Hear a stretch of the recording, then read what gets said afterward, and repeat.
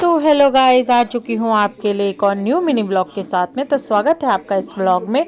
तो गाइस, आज है होलिका दहन का दिन, क्योंकि होली के 2 दिन पहले ही होलिका दहन किया जा रहा है। क्योंकि एक दिन पहले जो है वो चंद्र ग्रहण था, इस वजह से चंद्र ग्रहण के दिन कोई भी पूजा पाठ नहीं होती है, तो सबको ही पता होगा। तो इसीलिए 2 दिन पहले ही होलिका दहन किया जा रहा है। तो हम थोड़ा सा लेट हो गए, क्योंकि हम और दिन शुरुआत में आ जाते हैं। तो आज थोड़ा सा लेट हो गए, तो होलिका जलाई जा चुकी थी, जिसमें कि बहुत ही तेज लपटें हो चुकी थी आग की। तो इसीलिए उसमें सामग्री डालना बहुत ही संभव नहीं था। लेकिन जैसे भी करके हमने अपनी सामग्री, जो भी हम लाए हुए थे पूजा की सामग्री, इसमें डाल दी हस्बैंड ने।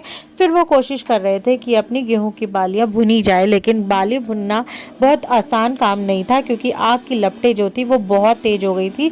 चेहरे पर ऐसे लग रही थी कि जैसे कि अभी जल जाएगा। लेकिन सब के सब लोग कोशिश कर रहे थे। कई लोगों ने कई जुगाड़ करे हुए थे। लंबी लंबी डंडियों में बांधकर लोग गेहूं की बालियों को भून रहे थे, क्योंकि कहते हैं कि ये बालियां भुनने के बाद में इस जब ये भुन जाती है तो आप इसको घर में ले जाकर थोड़ा सा प्रसाद के रूप में बांटें, और थोड़ा सा अपने लॉकर वगैरह में रख दें, जहाँ पर आप रखना चाहते हैं। तो यही सब मानते हैं। तो हमने भी यही कोशिश कर रहे थे कि हम लेकर जाएंगे, लेकिन जलाना बहुत ही मुश्किल काम था, क्योंकि आग की लपटें बहुत तेज हो गई थी। तो कई लोग तो अपने बचाव के लिए बर्तन ही लेकर आ रखे थे। कोई थाली लेकर आया था, तो कोई चाय बनाने वाला पैन ही लेकर आ गया था। तो गाइस, हम तो कुछ नहीं लेकर आए थे, हम खाली बालियां ही भून रहे थे। देखिए, बड़ी मुश्किल से हस्बैंड जो है उसको भूनने की कोशिश कर रहे हैं।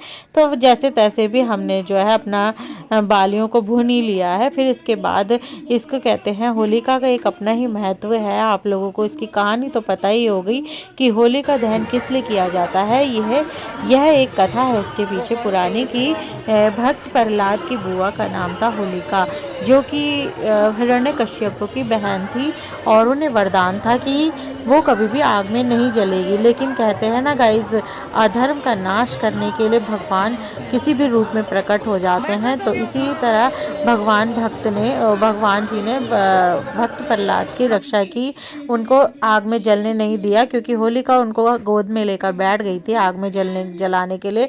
लेकिन भगवान विष्णु ने उनकी स्वयं रक्षा की और होलिका को ही आग में ही जला दिया। तो ये थी एक कथा जो आप सबको पता ही होगी। तो हमने भी अपना कार्य जो है समाप्त कर ही लिया, यहाँ पे कैसे भी कर ही लिया अपनी पूजा विधि समाप्त। और कुछ लोग जो थे वो डांस वांस भी कर रहे थे, क्योंकि झूम रहे थे होलिका की जलने की खुशी में। तो गाइस, अब हम निकल चुके हैं घर को, और ये था मिनी व्लॉग। तो पसंद आए तो लाइक कर देना, चैनल